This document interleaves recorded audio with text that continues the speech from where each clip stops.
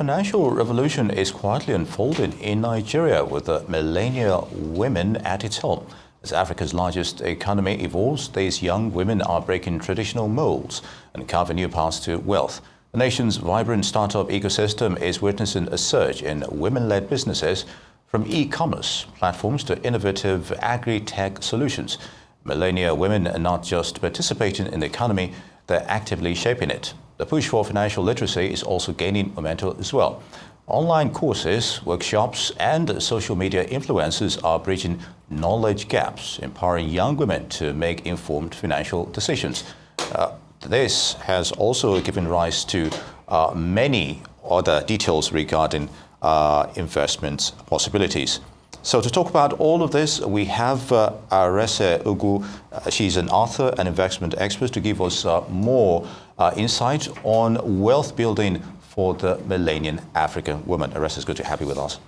Thank you so much for having me. Good. So how much push for financial literacy is enabling the desire for smart money decisions among African women, you think? I think it's so incredibly important right now that we focus on financial literacy as a tool to help people, because with food inflation at 40%, astronomical increase in fuel prices, we're all struggling. And we need these tools to basically center what our pain points with money are.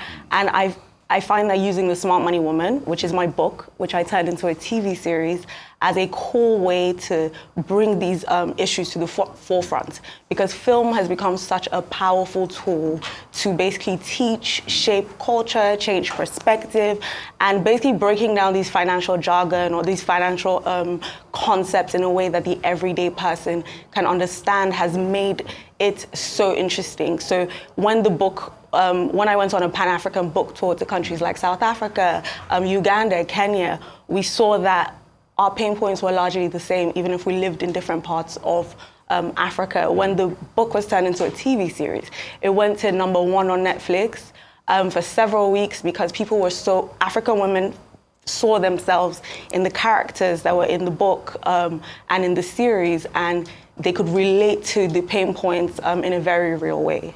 I was going to ask about the issue of relating. I'm glad you mentioned that. But when you take a look at this wealth management issue, and you have to get courses, at some point you gave advices regarding that. How have women responded to that? How believable are your teachings towards wealth opportunities? I like to stay away from saying, oh, you're an investment expert or a finance expert. I see myself as someone who brings important content to the forefront. So it's not really about the advice. The book and the film basically talk about strategies and tips to basically navigate these pain points. But it's really about bringing those stories in a light that, we can see for ourselves, that are not Eurocentric or Americanized. You're seeing real problems like financial abuse that occurs in this part of the country, whether it's in marriages, whether it's religious financial abuse, about debt management systems that are pertinent to this part of the world.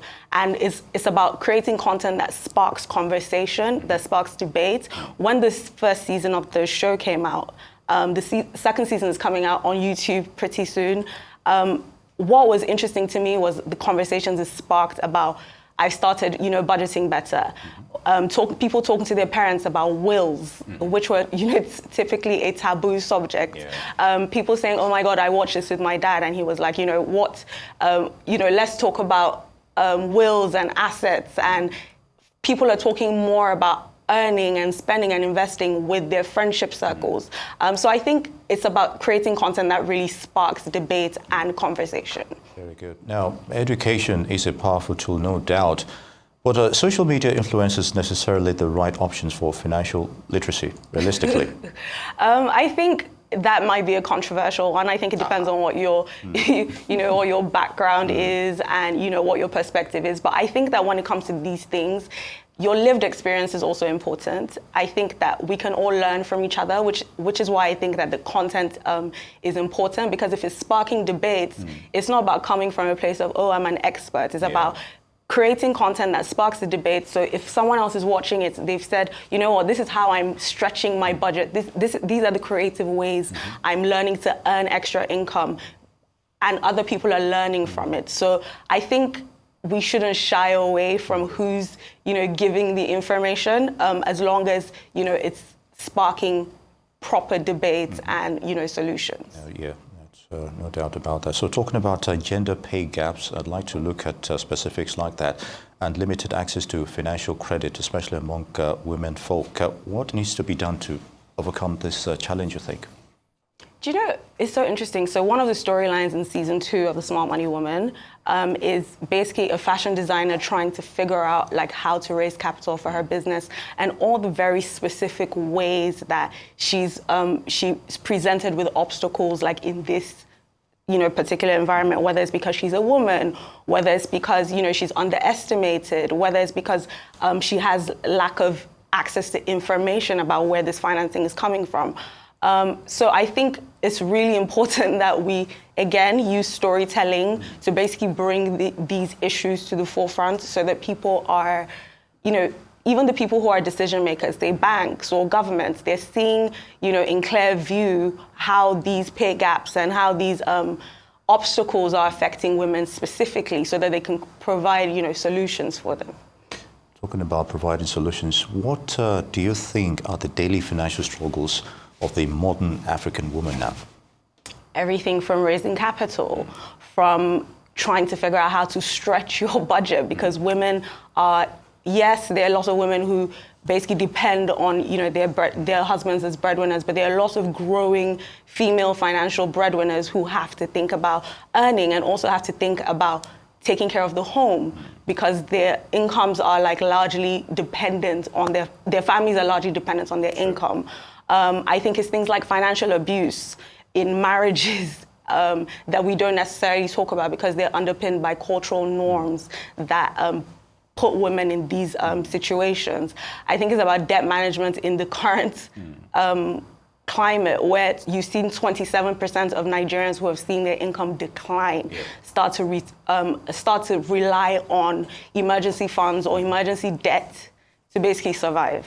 And you have to think about, in terms of financial literacy, what is the future cost, or what is the opportunity cost of these present financial decisions on your future outcomes?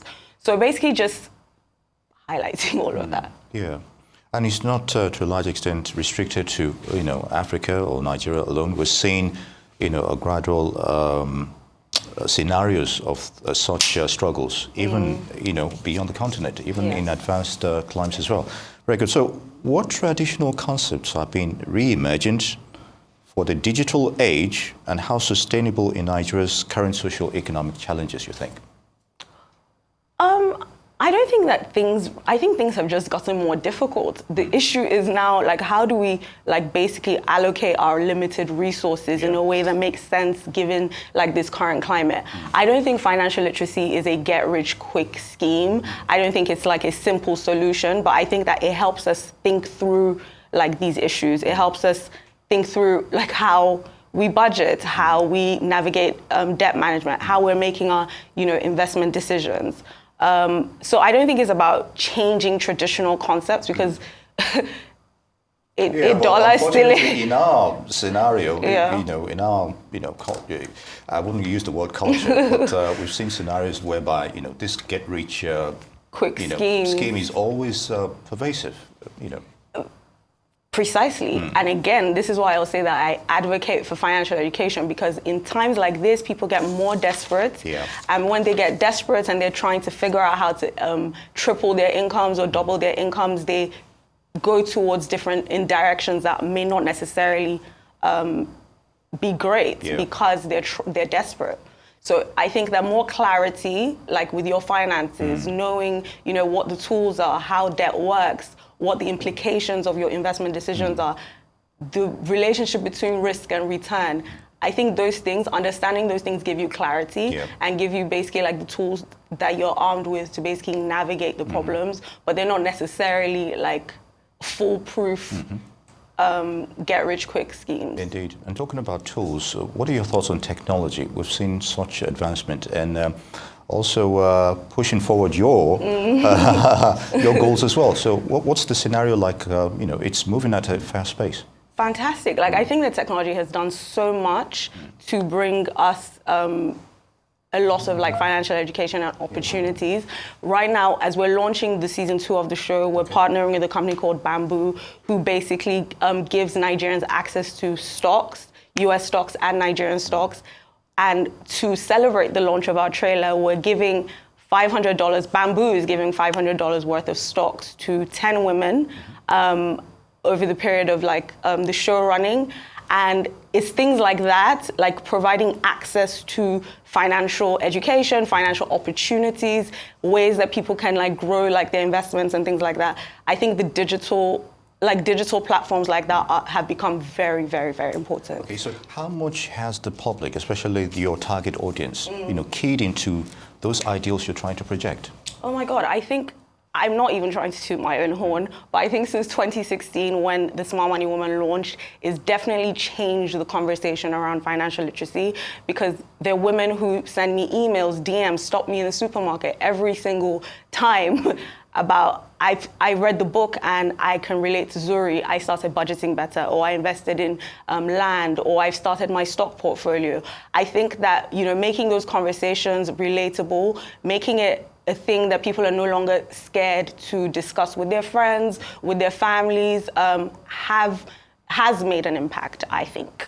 So to a large extent, in the next 5 to 10 years, what role do you think the modern woman, the African woman, especially in terms of independence, of standing on their own, creating opportunities, entrepreneurship, they're taking the future into their own hands. So in the next few years, how do you, project the outcome of that with all of the, the scenarios you've enumerated?